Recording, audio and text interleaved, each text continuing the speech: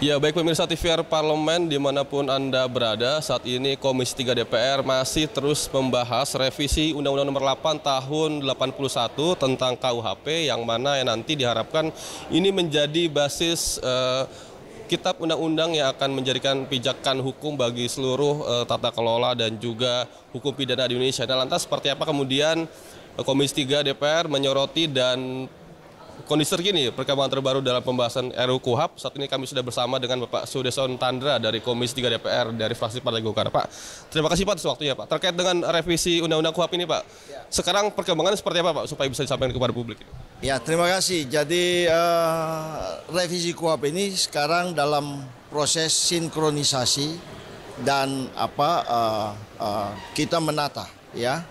Namun demikian kita juga masih terus mengharapkan masukan-masukan dari seluruh komponen masyarakat, organisasi profesi, profesor hukum, dan semua ahli-ahli pidana agar dapat memperkaya bahan-bahan yang sedang kita persiapkan ini untuk nanti kita bahas di persidangan berikutnya.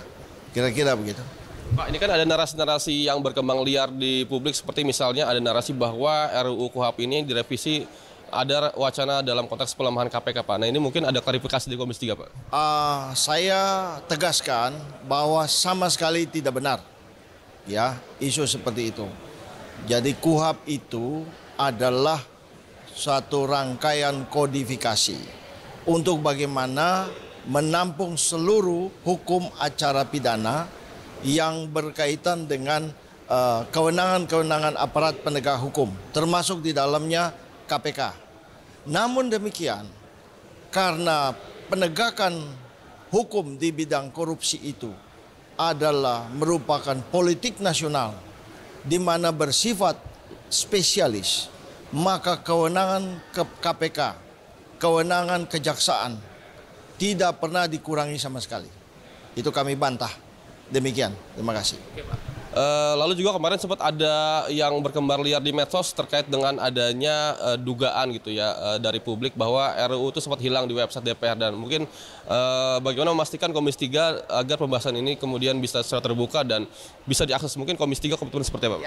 Ya, jadi kami jelaskan bahwa setelah paripurna yang pada bulan Februari, saya lupa tanggalnya, dan di mana secara tegas dikatakan bahwa RUU KUHP itu merupakan inisiatif dari DPR, maka rancangan RUU KUHP itu sudah diupload.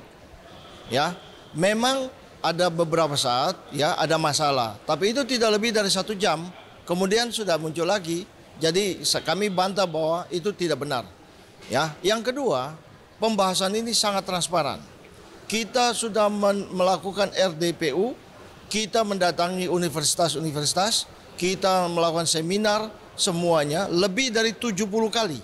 Nah, sekarang ini mendekati masa reses, kami juga sudah berbicara dengan organisasi profesi, berbicara dengan pemerintah, dan kami akan terus, walaupun itu reses, kami Komisi 3 berkomitmen untuk terus membahas ini.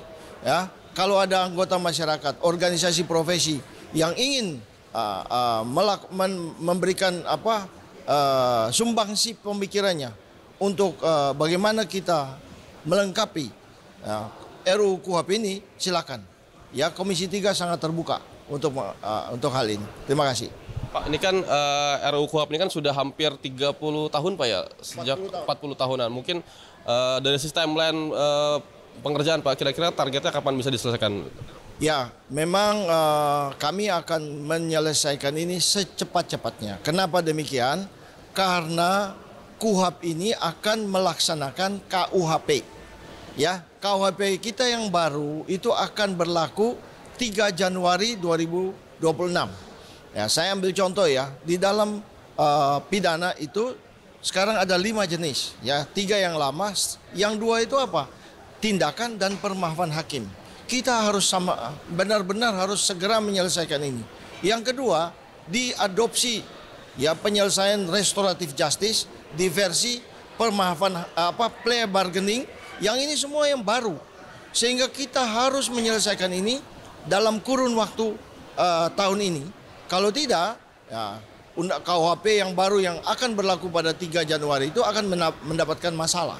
Kira-kira demikian. Baik, Bapak, terima kasih Pak atas waktunya Pak. Selamat bertugas kembali Bapak. Terima kasih ya. Ya, baik pemirsa TVR Parlemen, demikian wawancara kami dengan Bapak Sudesson Tandra dari Komisi 3 DPR yang tadi disampaikan bahwa Komisi 3 membantah sekaligus mengklarifikasi bahwa dalam konteks penegakan hukum, Komisi 3 berkomitmen untuk terus memperkuat aparat penegak hukum, terutama KPK, Kejaksaan, dan Pengadilan, agar nantinya RUU KUHP yang baru ini bisa menjawab seluruh tantangan modernisasi hukum yang ada sampai hari ini. Dan kemudian disampaikan tadi bahwa pembahasan ini akan terus berlangsung dan terbuka, bisa diakses oleh publik dimanapun dengan adanya siaran live streaming, dan diharapkan nanti ini sebagai wujud transparansi Komisi 3 DPR dalam konteks pembuatan undang-undang. Nah pemirsa, demikian laporan dari kami. Kembali ke rekan kami di studio.